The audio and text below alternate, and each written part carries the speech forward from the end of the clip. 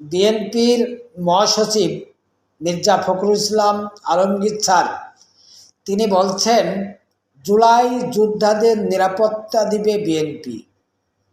ঠেলায় পড়ে এখন অনেক কথাই বলবে। ওই যে একটা উপবাদ আছে না, ঠেলায় পড়ে ঢেলাই সালাম করে, ঠেলায় পড়ে বগা কান দেরে, এমন একটা উপবাদ আছে না। এখন বিএনপি ঠেলায় পড়ে গেছে। এখন বিএনপি বুঝতে পেরেছে যে বিএনপির পাততলে মাটি নাই। তাই অনেক প্রতিশ্রুতি, অনেক নেবে, পদক্ষেপ নেবে। 1,00,000 গাছ লাগাবো, 1 কোটি বেকারদের কর্মসংস্থা করব, এইরকম নানান ধরনের প্রতিশ্রুতি দিয়ে আসবে।